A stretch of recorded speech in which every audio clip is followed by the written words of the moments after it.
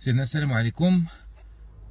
مضطر نتكلم عبر هذا الفيديو القصير من بعد ما تعرض الحساب ديالي على الفيسبوك للسينيال، و اثر هذا السينيال تحذف اخر منشور ديالي اللي كنت تكلمت فيه على واحد ناشط بين مزدوجتين فيسبوكي كيسمي نفسه مول الفوقيه، واللي كنت تكلمت فيه على الخطر اللي كيشكلو هذا السيد ومن على شاكلته ومن على منواله. ما عرفتش واش رجع عندنا عادي، وهذا هو المضمون ديال المنشور ديالي، رجع عندنا عادي انهم بداو نكفروا في عباد الله بلا حسيب ولا رقيب. ما عرفتش واش رجع عندنا عادي انه عفوا اي واحد رجعت عنده القدرة أنه يخرج في وسائل التواصل الاجتماعي ويدخل هذا الجنة ويخرج هذا من الملة. ما عرفتش واش من الإسلام ومن الأخلاق ومن القانون أنه أي واحد يعطي لنفسه الحق في أنه ينقط دينيا الناس ويرجع هذا مؤمن ويرجع هذا كافر. ما عرفتش واش من السهولة بمكان رجع هذا الأمر متاح لأي كان. والأدهى والأنكى والأخطر والأبشع هو أنه هذا الشيء كيكون بمقابل صمت غريب جدا من الناس اللي المفروض أنهم متنورين وبأنهم كيدافعوا على حرية التعبير وبأنهم كيدافعوا على حقوق الإنسان،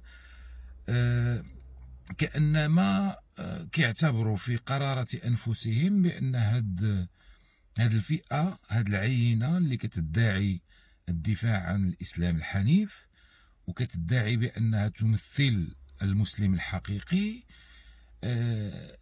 كأنما كيعتبروا هاد الناس ما كيشكلوا شي خطر. في حين أنا كنقولها وكيف قلتها سابقا وغنعاود نقولها، هذا الفكر المتطرف اللي رجع في مواقع التواصل الاجتماعي، وهذا الاستسهال في تكفير الناس، وهذا الاستسهال في الحكم على الناس، وهذا الاستسهال في إخراج الناس من الملة، غادي يدينا إلى ما لا تحمد عقباه.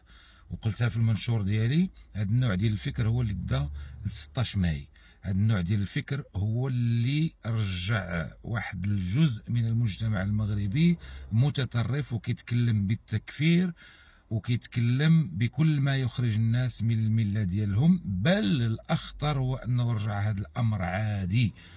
هذا خصو نقاش مجتمعي، هذا الشيء خصو الاليات القانونيه. ما يمكنش انه كل واحد بغى يتكلم في هذا الوقت خاصو يضرب 1000 حساب، لانه الناس غيكفروه، ولانه الناس غادي يخرجوه من المله، ولانه الناس غادي يعتبروه ديوثي، ولان الناس غادي يبداو ينقطوا ليه في علاقته بالله سبحانه وتعالى. العلاقه بالله سبحانه وتعالى مرتبطه بكل واحد بينه وبين مولاه، وماشي من حق اي كائن بشري انه يجي ينقط. انا كندق ناقوس الخطر، كنقول بانه هذا المستوى اللي رجعنا ليه خطير جدا، خطير جدا.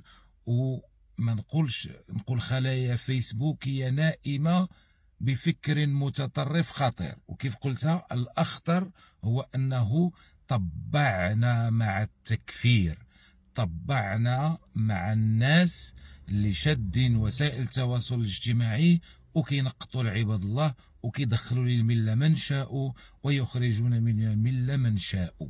ويا ريت غير كان لو كان كيعطيو نموذج في الاخلاق، بل للاسف نموذج سيء في الطريقه باش كيتكلموا، نموذج سيء في الطريقه باش كيتفاعلوا، نموذج سيء في الطريقه باش كيناقشوا مع عباد الله.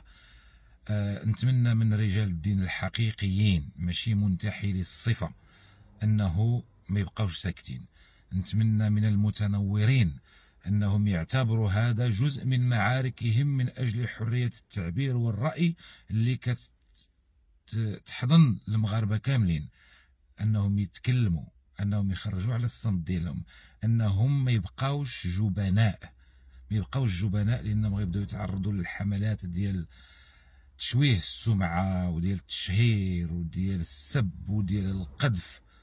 وهذا الشيء ما أعتقد أنه من الأخلاق المسلم في شيء. أقول قولي هذا وأستغفر الله لي ولكم، والسلام عليكم. هادشي قلتو غير باش شي حد ما يعتقدش بأنني خايف، بأنني سحبت المنشور ديالي.